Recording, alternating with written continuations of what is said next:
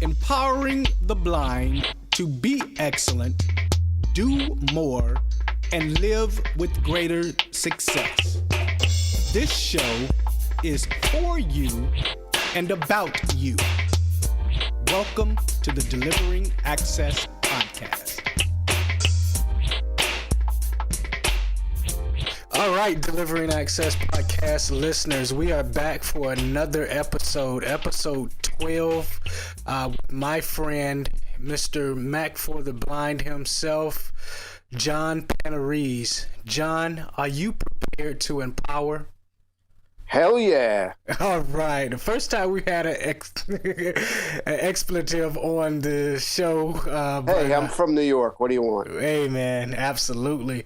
Well, tell us about that whole New York thing. Tell us how you became blind, a little bit about the tools that you used along the way and all that great stuff. Well, I lost most of my sight to retinal blastoma when I was 10 months old. What residual sight I had, the remaining was lost, I guess about the age of 9 or 10 to an operable cataract that was a result of the radiation treatment for the retinal blastoma. As far as tools, some of these whippersnappers who've gotten so used to their computers, their laptops, their iPads. When I went to school, back in the day, we didn't have that stuff. I think the VersaBraille I got probably around, I think it was my sophomore or junior year in college. But, at that point, it really was in its infancy. So, assistive technology tools really didn't come into play in my life until probably graduate school and beyond. I originally was going to be a social worker, got a master's in social work from Adelphi University. But at that time in the early 90s, there were no job openings.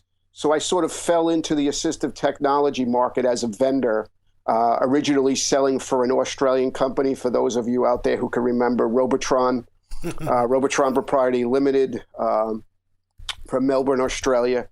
That was the first company that I sold for, and it sort of snowballed when I still couldn't find work in the social work field. And I started picking up other companies. I got hooked up with actually prior to GW Micro was Synthavoice with WindowBridge 2000, and started Technologies for the Visually Impaired, which was the company I ran from 1994 to 2010. When the economy started going south around 2008, it just sort of became time to move on and do something else. So I had started to, get involved with the Apple community and Apple accessibility with Tiger in 2005, and I was sort of doing side little training jobs with the Mac, between 2006 or so and maybe 2010. But obviously, with the retail business, the training was far from my focus. But when I had nothing to do after I closed the business, I sort of threw up the macfortheblind.com website as sort of just a resource to sort of help the community out. It was really just meant to be a place where there would be just a lot of details on, using a Mac as a blind person, using an iOS device as a blind person. Mm-hmm. And one of my friends who I had trained a little bit on the Mac said, why don't you put some info up there that you'd be willing to train people and just see what happens. And within the first 3 months of having put up that part of the site, I started getting contacted by state agencies and private clients who were looking for Mac and iOS training. So I ended up getting contracted with the state of Washington, the state of Iowa, and a few other places. Okay. And within a year, that's really become, that became my focal point. And it's now, I guess, 3 or 4 years. Actually, it'll be 3 years, in February of 2014 that I've officially been doing this as a career.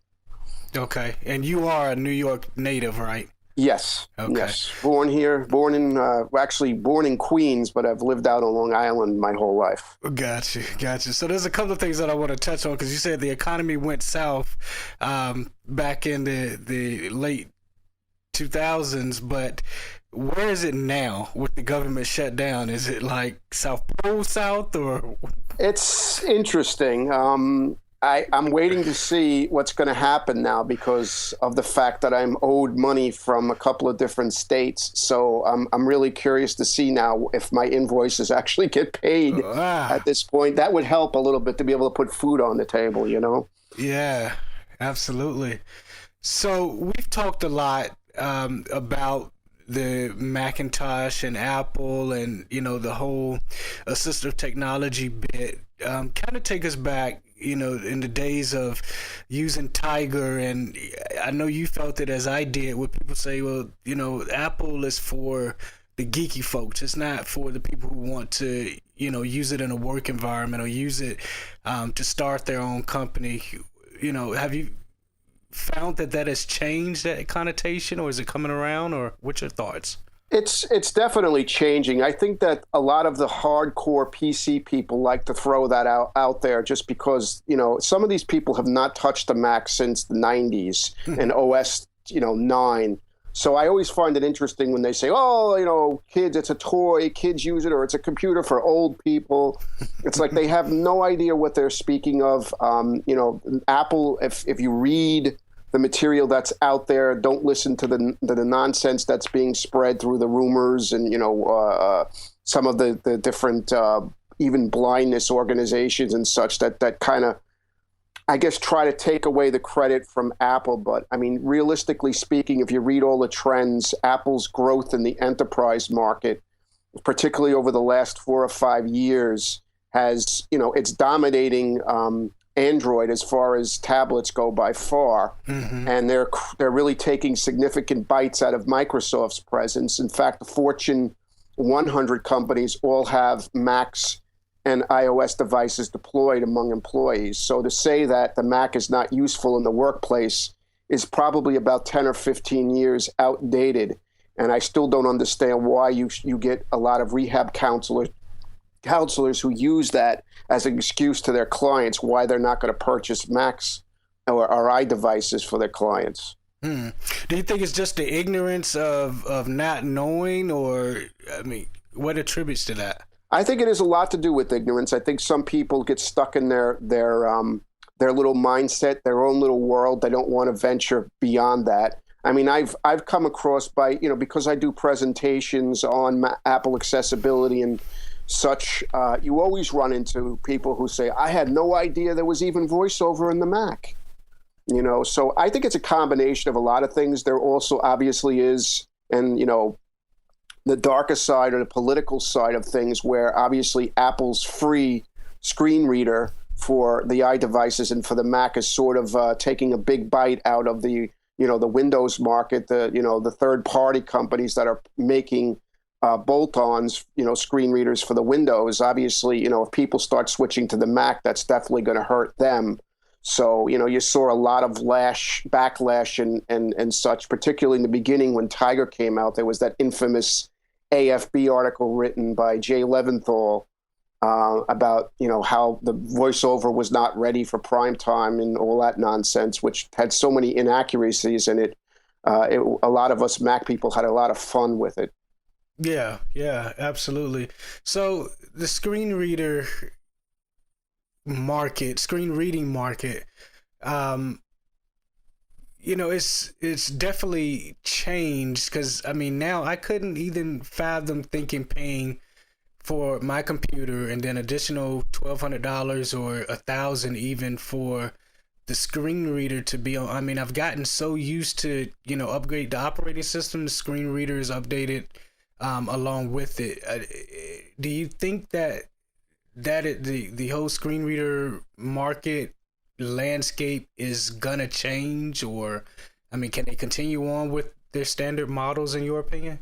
I think it's going to reach a tipping point. I don't think Windows is going to go away. I think there's always going to be a place, you know, it's too entrenched, you know. Unfortunately, you know, Apple lost about 12, 15 years to Microsoft, you know, up until Steve Jobs' return in 2000, 1999, 2000. So I think that we're still going to see, Windows as a viable product. And I don't think the GW Micros or Freedom Scientifics or Ceratech are going to go away. I think they're going to lose market share. I think that the Mac is going to continue to pick up steam, particularly with the way the economy now is, because you're not paying what I famously call the blind tax. I know some people get really bent out of shape when I say that, but that's realistically what it is. And you're from New York, so what yes, the hell? Exactly. So, but just like you said, $1,200 for JAWS on top of a PC. So people say, well, Macs are so expensive. All right, I'll give you that. You can get a crappy, Windows laptop for $400 or $500. But guess what? You got to pay $1,200 for JAWS, plus all your additional, access technology software. So guess what? In the end, you're better off buying a Mac because you're going to pay less money. Even a lot of the accessible third-party software is a lot cheaper on the Mac than it is in Windows. You're paying $19 and $49 for OCR software. Mm-hmm. And it works just as well. Good. Just as good. So I'm going to give you an open-ended question. You can answer it however you like, but what's your passion for the blindness community? My passion, I've always liked to be somebody who would enable independence and open people's lives, expanding their lives. And when I was a vendor, and it goes back to being a vendor, and I can tell you so many stories about selling devices to people who never had this technology in their hands and has changed their lives because they didn't have the ability to access the modern world, so to speak. And I know a guy in the state of Hawaii who had just using a Braille writer, I think maybe even a slate and stylus, and now he works for the rehabilitation department now for the blind in Hawaii with clients, and those types of things that even as a trainer now, I still feel that, you empower people by teaching them how to use their computers effectively. And as blind people, let's face it, we know more about our computers and our technology than a sighted person does, not because we're geeks, but because we have to. Mm-hmm. We have to learn a lot more of the nuts and bolts of an operating system because it's in our face a lot more than it is for a sighted person. We just can't point and click. So I feel that, as far as the passion goes, it's definitely for expanding people's lives, giving them the opportunity for employment, bettering themselves. That's what as a teacher. And it's funny because I never thought, and I used to joke with people who were trainers when I was a retail person. I would say, I'm never going to be a teacher. I'm not a teacher. I'm not a teacher. I'm not a teacher. And now that's what I'm doing. Teaching. Yes, teaching. There you have it.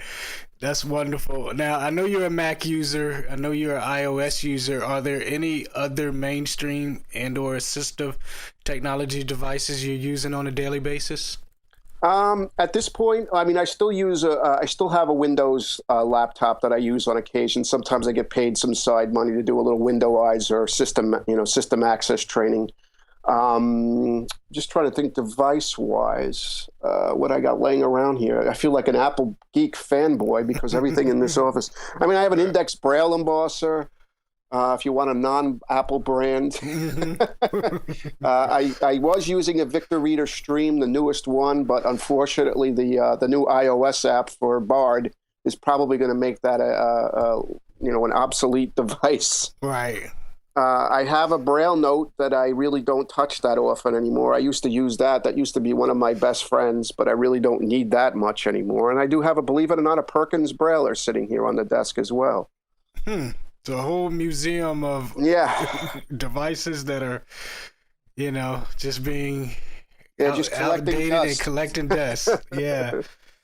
So, the innovations in technology that's happening now, what's exciting you the most?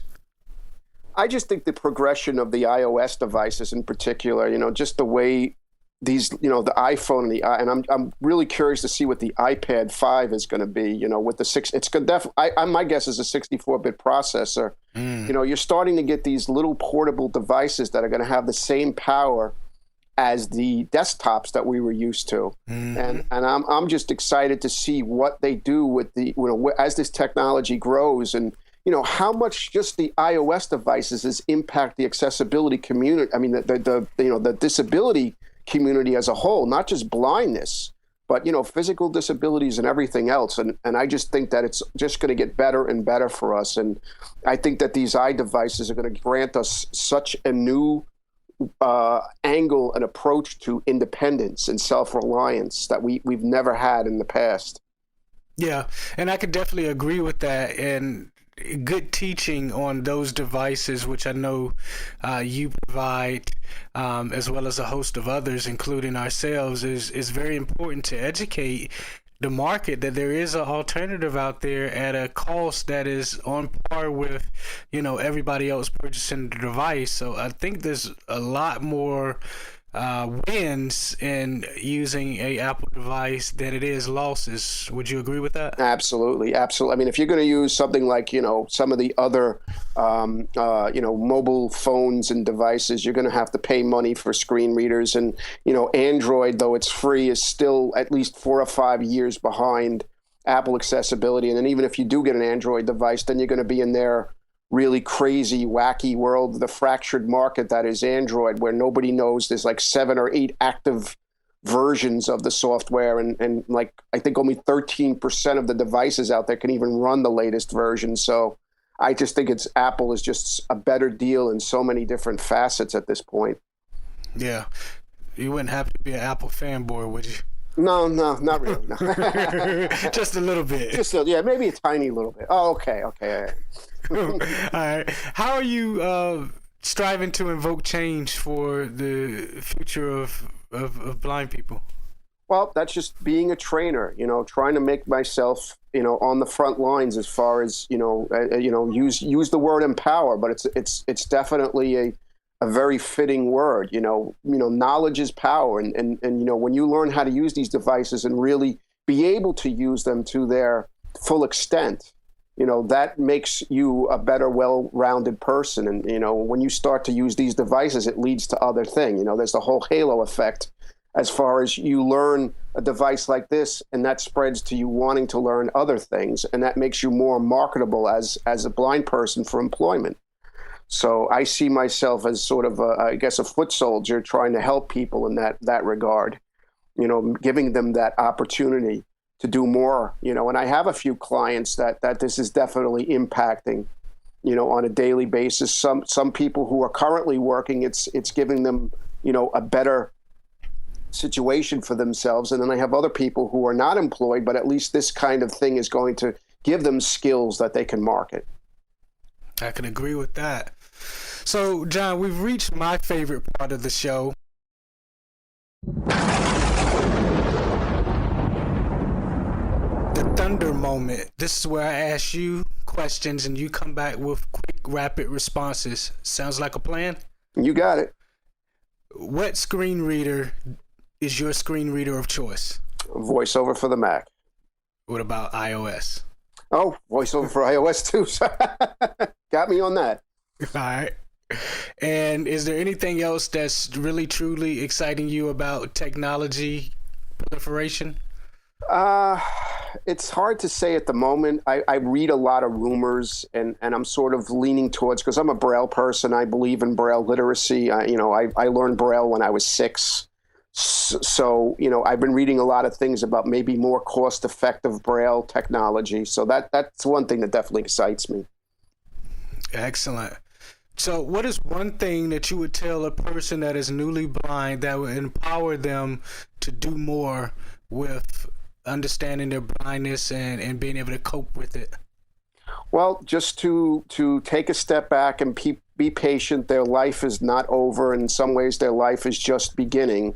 And, they got to see the world in a different way. And no pun intended, but, I do have a few recently blinded people as clients. And, I always try to explain to them or try to encourage them, that this is just a change in their life. It's not the end of their life.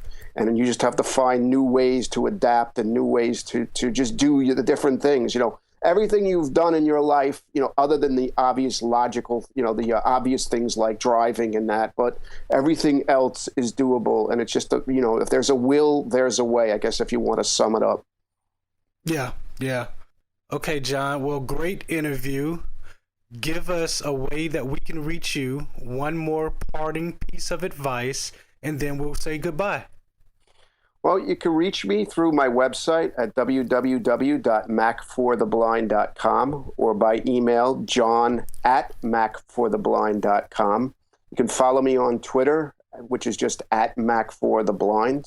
I'm also on the Triple Click Home podcast for the Sierra Talk Network, so you can always catch me there. And I do Mac Accessibility podcast, the Mac Accessibility Roundtable as well. And one parting piece of advice? One piece of advice, just empower yourself. Stay focused. Keep your eye on the ball, as the old expression goes. What is that, goal ball? Yeah. All right. Well, John, it's been great speaking with you. I'd like to thank Aaron Linson, our podcast producer and sound engineer, and John Panarese, our guest. Goodbye for now. In my traditional closing, if you think you can, or if you think you can't, you are right. Think pennies, get pennies. Think dollars, get dollars. See you on the other side. This has been a Yucca Music Group production. Website 81x.com/Yucca/X. The Yucca Music Group can be reached at 678-608-8969. All rights reserved.